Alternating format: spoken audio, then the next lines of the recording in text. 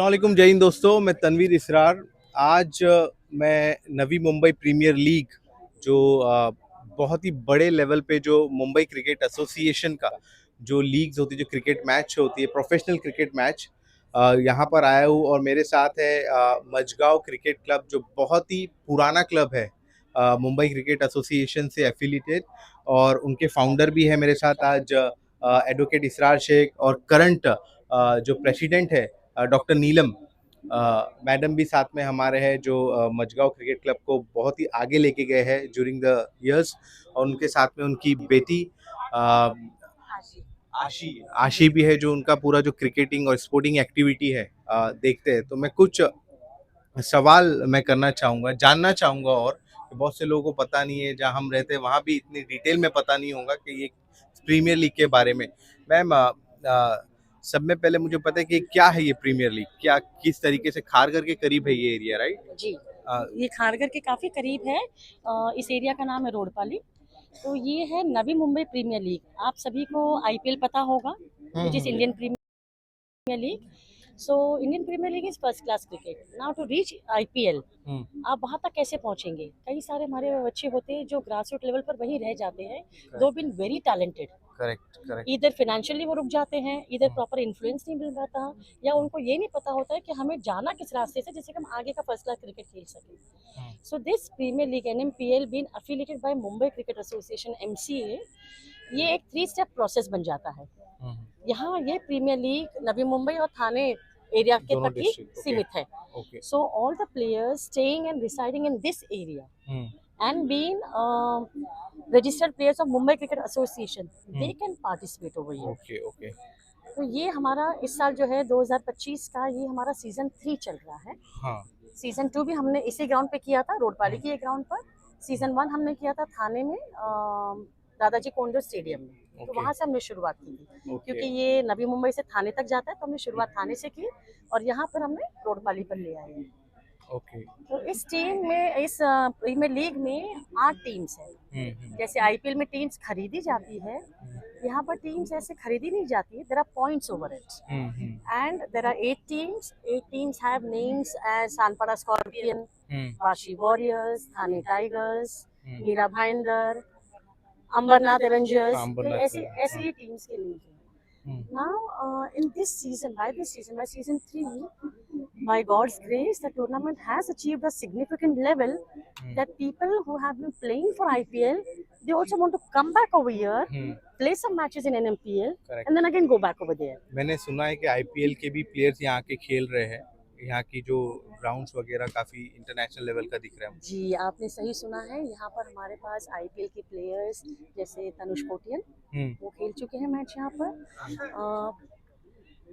शम्स मुलानी, वो खेल चुके मैच यहाँ पर, और बहुत सारे हैं जो खेलना चाह रहे थे, उनका नाम भी था as icon players. We have this category of icon players. तो उस कैटेगरी में ये प्लेयर्स आके खेलते हैं।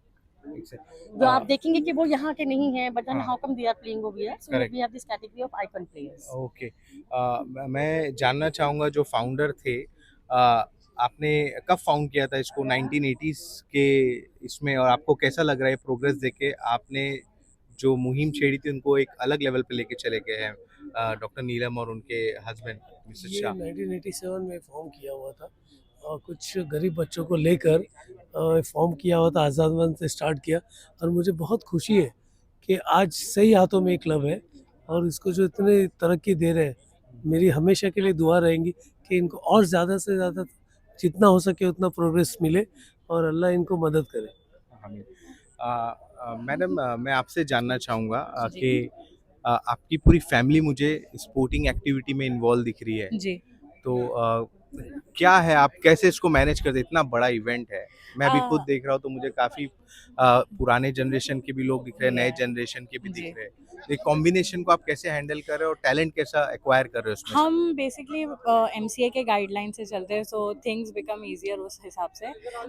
बट मोस्ट इम्पॉर्टेंट मोटिव हमारा ये है कि नवी मुंबई के प्लेयर्स आने चाहिए।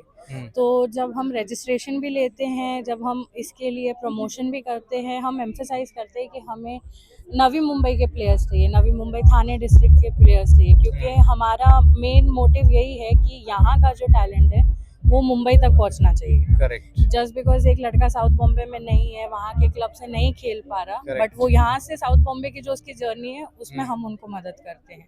और Correct. यहाँ जब वो यहाँ आते हैं तो हम उनको सीजन कोचेस के साथ मिलवाते हैं, फिर आइकन प्लेयर्स जैसे बताया है तो उनकी मेंटरिंग वहाँ होती है, उनकी ग्रूमिंग वैसे होती है कि आप प्रोफेशनल क्रिकेटर कैसे बनेंगे। तो कोई अभी अभी अंडर 19 खेल रहा है, अभी अभी आ रहा है, उसको आईपीएल तक जाना है, उसको इंडिया तक खेलना है, तो हमारे पास सरफराज खान है, तनुज कोटिन है, जो उनको बताएंगे कि कौन सी स्किल में वर्क करना है, कैसे वर्क करना है, एक एक डिटेल उनको समझाते हैं। तो यहाँ पर कोचिंग वगैरह भी होती है? जी जी जी, जो Okay. हमारे कोचेस हैं लीग स्टार्ट होने से पहले 15 डेज वो प्रैक्टिस मैचेस खेलते हैं नेट सेशन में। Okay. तो एक आइकन प्लेयर एक फ्रेश बॉलर को भी फेस करता है, एक फ्रेश बैट्समैन जो है वो प्रथमेश डाके जैसे एक सीजन रणजी ट्रॉफी प्लेयर को भी फेस करता है बॉलिंग में। वाह। तो काफी न्यू मुंबई की तरफ झुकाव और टैलेंट सर्च दिख रहा है Yes, मुझे grassroots level से। ग्रासरूट लेवल से। तो आपको अभी तक का जो कैसा लग रहा है प्रोग्रेस इसके रिलेटेड, और आपने टैलेंट फाइंड किया यहाँ पर न्यू मुंबई में है टैलेंटेड बच्चे, क्या कहना चाहेंगे इस बारे में? बहुत है। ऐसे लग रहा है कि शायद one league is not enough. अच्छा। Though managing this at a great extent does take a lot of effort, लेकिन ऐसा लग रहा है कि और बहुत सारा है, और थोड़ा सा हमारा विजन जा रहा है कि why not have the women's cricket also, yes. क्योंकि टैलेंट तो टैलेंट है, it is not gender women- biased. अच्छा, करेक्ट। तो कुछ प्लानिंग है वुमेन्स क्रिकेट जी की? कुछ मेरे है, viewer- कुछ है, शायद बहुत जल्दी हम इसके साथ में भी आएंगे वापस अच्छा। On the same ground. Okay. Will come back over here for that. Okay okay. मेरे ख्याल से मैंने काफ़ी सवाल कवर कर चुके हैं। आप कुछ बताना चाहेंगे मेरे व्यूअर्स को क्रिकेट से रिलेटेड, है ना?